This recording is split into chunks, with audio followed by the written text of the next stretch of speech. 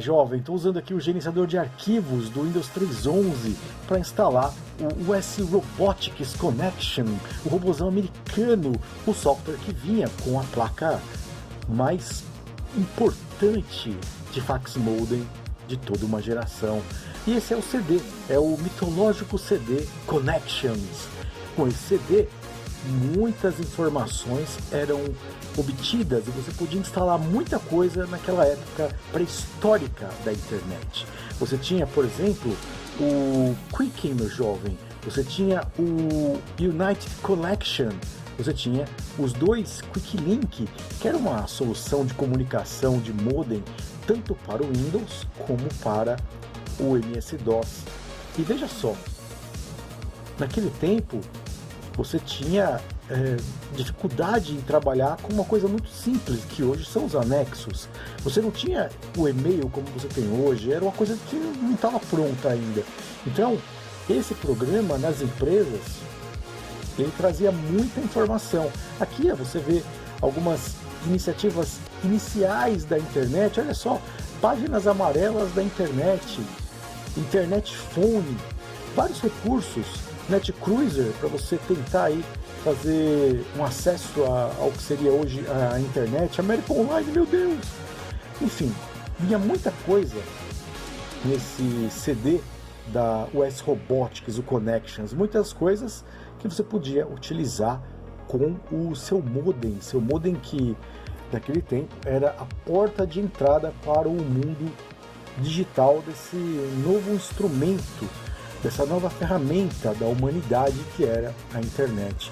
Claro, antigamente tinha BBS, já falei nisso em outros vídeos, mas aqui eu vou falar do US Robotics Quick Link Message Center, meu jovem, o bendito do Quick Link. Esse sistema que vinha no CD da US Robotics, feito pela Smith Micro Software, meu jovem, que foi de 93 até 95, lá comecinho dos anos 90, ele tinha a missão de transformar o computador da secretária em um fax modem.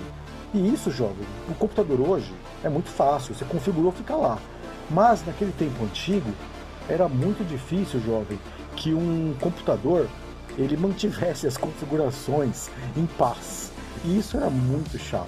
O Quick Link, o que ela tinha que fazer?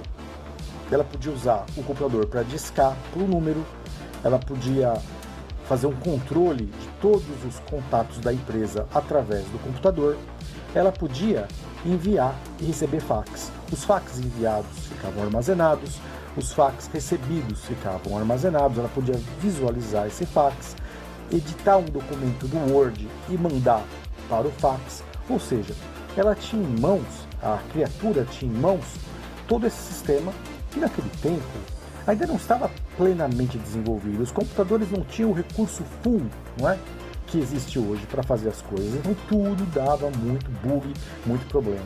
Aqui eu estou te mostrando como que ela fazia para enviar um fax, por exemplo. Eu vou aqui no Windows pegar um arquivo de texto para vocês verem, qualquer um, pegar o Redes aqui para vocês verem.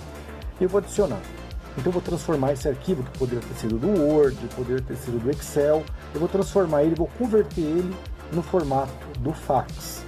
E vou enviar para um cliente, por exemplo, que é uma planta de engenharia, é um orçamento, enfim, tudo que a bendita empresa fazia e precisava enviar para o cliente. Ela enviava para o fax do cliente ou de computador para computador. Então isso era uma coisa que na empresa ficava muito importante, porque eles corriam atrás de saber o fax que foi enviado, se tem uma prova que aquele fax foi enviado, se tem uma prova que foi recebido.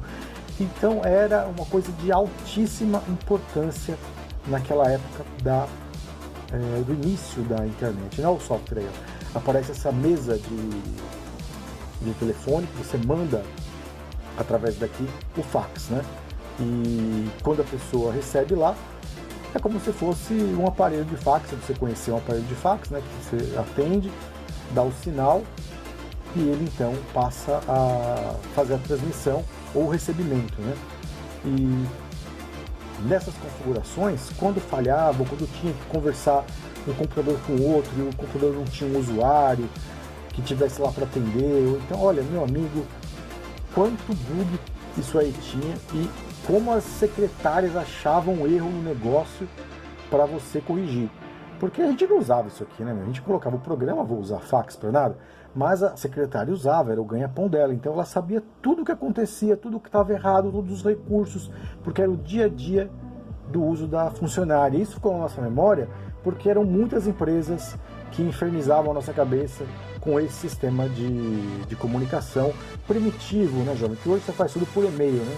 Você coloca lá o documento no e-mail, você escreve o e-mail, e naquela época tinha toda essa etapa aqui para você usar o computador como um telefone e tudo mais. Inclusive, jovem, você podia gravar a mensagem, igual a secretária eletrônica. Ah, você ligou para Puma Spray do Brasil, estamos aqui ocupados, deixe seu recado. Então, era uma central de telefonia completa, baseada num maldito de um 486, debaixo de uma mesa, e que todo tipo de erro, principalmente que as portas com, aconteciam. Desligava o micro, ligava, não detectava mais o modem, tinha que tirar, tinha que assoprar, tinha que encaixar de novo. A placa ISA é igual o slot do Super Nintendo, você tem que assoprar às vezes. E o S-Robotics é um modem ISA, né?